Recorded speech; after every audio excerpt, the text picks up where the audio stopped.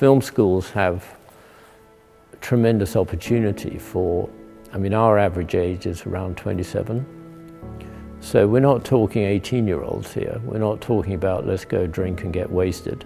We're talking about people who've actually, as I was telling you earlier, you know, big light bulbs going off at the age of 27, 28 for me of like, get your shit together.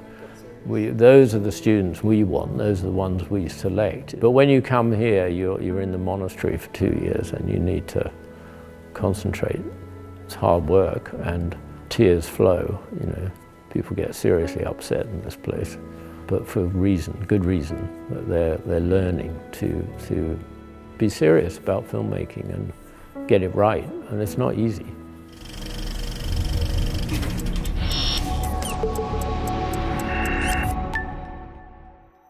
One of the things that happens in the first 6 months of the course, that defining the roles of director and cinematographer is something that neither the 8 directors who arrive, nor the 8 cinematographers, they don't actually quite get it about what their role is. And so what can happen is that you have directors who think that it's all about telling the cinematographer, I want a 50mm over here on a tripod. Here it is, let's shoot. So directors think they've got to be the boss. You know, they've got to direct, otherwise no one's going to take them seriously. That's their problem that they have. Then the cinematographers think that it's all about them.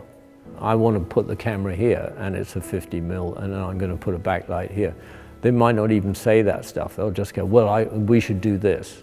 So now you've got 2 individuals who both think that their idea is the important idea and they haven't talked about it. There's the initial issue. That cinematographers who think that they're in control of the camera and the light and the image, and directors who think that they are. And they don't understand that they both are, that they're in, you know, Lennon McCartney, they're in it together. Now the second thing to say is that I have a real thing about education and schooling from the age of 4 or 5 in the Western world. I think it's awful.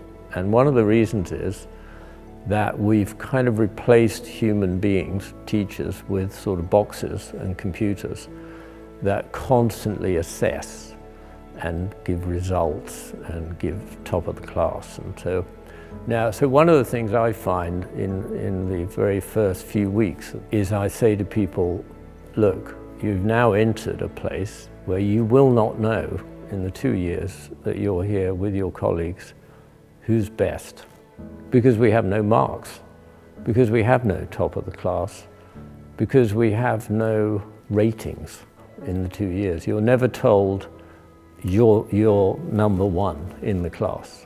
Those words will never pass anybody's lips. So to me, undoing the way of thinking of incoming cinematographers is really important, to sort of undo the notion that I'm best, I'm right, you're wrong, because you can't make films like that. You will never make a good film on that basis, because essentially it means that there's no collaboration happening.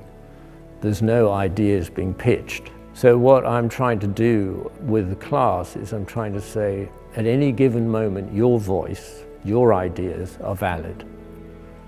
They're always valid, 24 hours a day. But if you don't say them, because when you were 9, you know, every time you put up your hand, some guy crapped on you from a great height and said, that's bullshit. If you don't say them, then nobody's going to hear or listen. So sometimes we have people who come into the class who I can see are very talented visually, but they can't say anything because they've been damaged essentially by our education system. So undoing that damage is not easy. So you constantly encouraging them to say what they think. Because until you can say what you think, you can't talk to a director. Because most of what happens when you talk to a director is you have a very short window of maybe 10 seconds, maybe 30 if you're lucky, to say what you think. So articulation, being able to speak clearly, I think this, is very important. So if you go, yeah, like maybe we could sort of put the, I think maybe like, if you say that, you're doomed, right? Because everyone's like, so you need to speak clearly about what you think is a good idea.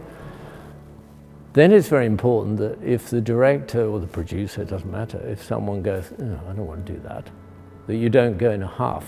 You don't go like, well, like my idea is so great, now you've rejected it. So this is the collaboration. This is the like, speak, be spoken to, put ideas on the table, have them rejected, have them accepted, fight for what you want. But if the director doesn't want what you want, don't get in a huff. There are one or two cinematographers out there like that, who are kind of famous. I won't name names.